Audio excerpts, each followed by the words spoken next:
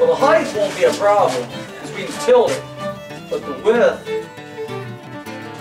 The only other thing to do is actually take this piece from here to the sprocket and see what that measures.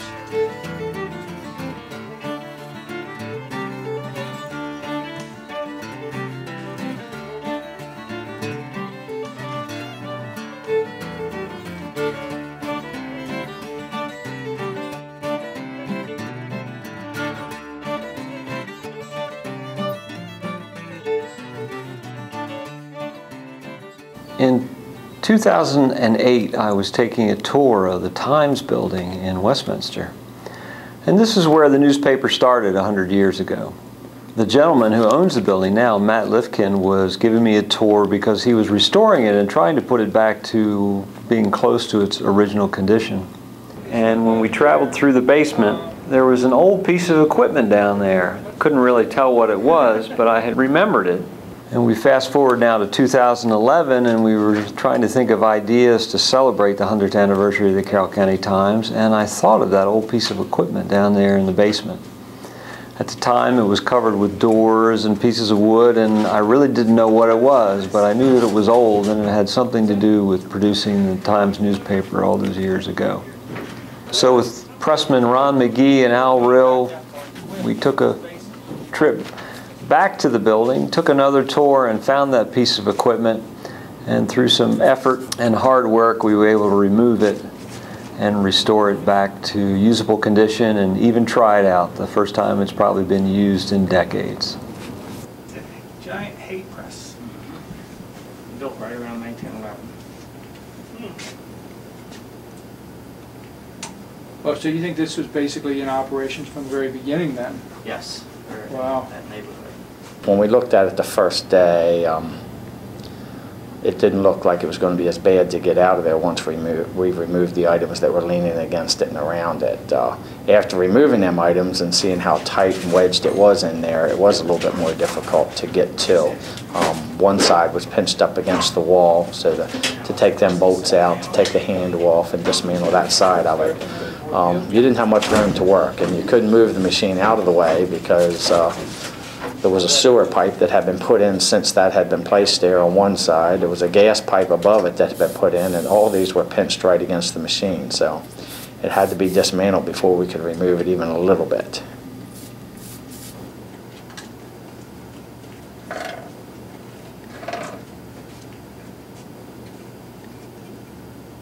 For bolts and parts that were 100 years old, or in that neighborhood anyhow, I was really surprised about how easy some of it came apart.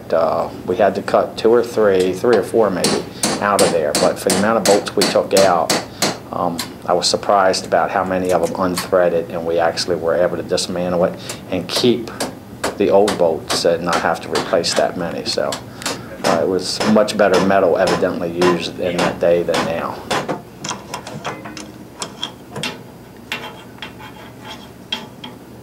We basically had to dismantle the boom, the runners that it sets on because they were wider in either direction than it. We had to lower the height by removing the runners, which had rotted. That was the only thing that had rotted on it from setting on the dirt floor.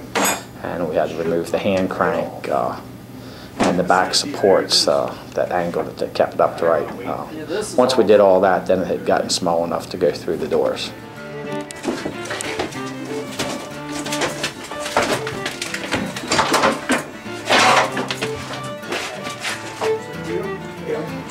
Sit it straight up. Yeah, watch the sewer plate. Are you on the sewer plate? I got it.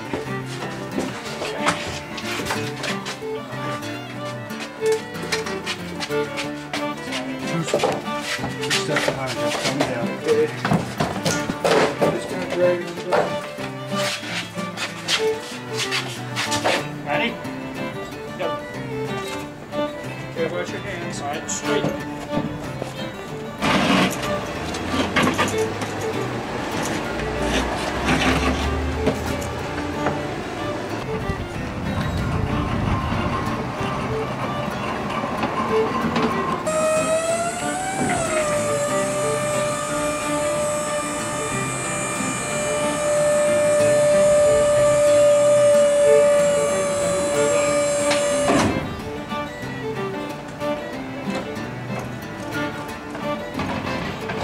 So after we were able to get that baler out of the basement and load it into the truck, it was driven the half a mile to the Carroll County Times building on Railroad Avenue. And it made the trip into the press room for restoration. Keep pressing on here, which I push up here.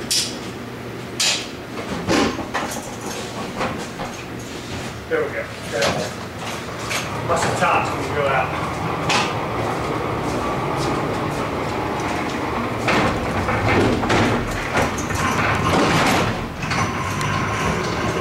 Yeah, we brought it back to the Times that evening, and we did have some open time in the press room, and Rill started cleaning that night when we had spare time. We actually dry wiped the dirt and the dust off of it, and then took Murphy's oil soap and just wiped the whole thing down, and actually brought the color of the original paint out in it very well. We took all the metal parts back to our parts cleaner and just wiped them off and just got some of the old rust off of it, and then put it back together as it was. We did not put any paint where there wasn't anything of that nature. I don't know how to measure the amount of dirt over a course of time, but I'd say it had a good 40 years worth of dirt on it anyhow. The runners on the bottom of the paper press, they were actually setting in the dirt, and they had rotted. One really bad, the other two not as bad, but they still had rot in them. And so we removed them. We had to remove them to extract the machine from the basement anyhow. So what we did was I took those back to our shop, matched up the boards, sawed to the sizes that I had specified, and then we drilled the holes in exactly the same place as what they were in the old one, and then we brought it up and put it back together, and she lined up pretty good.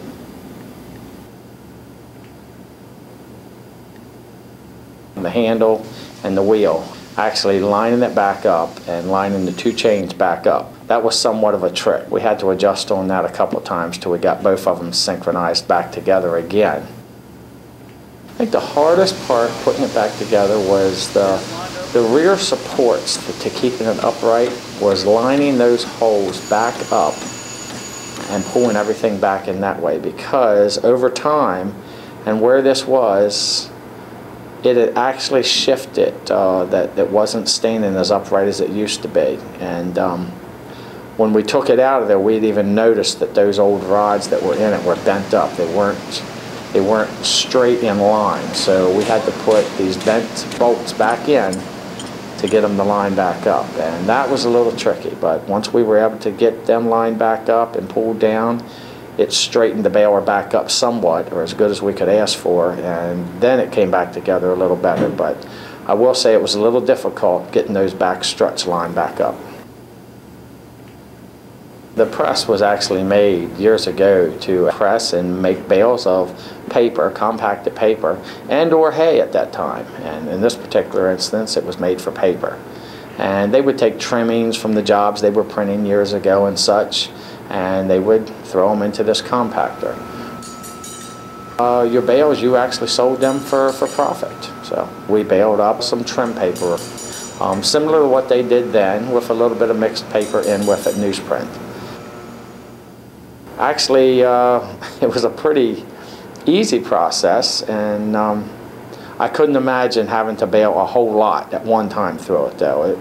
It would work you a little bit. So paper would be one thing, but folks that were using it years ago to make up bales of hay and straw, I gotta say, they'd be working their tail off.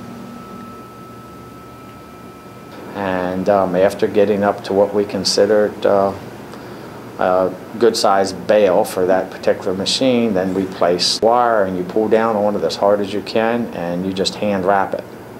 Once that's done, then you take the pressure off of the bale that you have applied to it, where you've pulled your compact down on it. And once you take that pressure off and the bale expands back up some, it'll even tighten your wire more.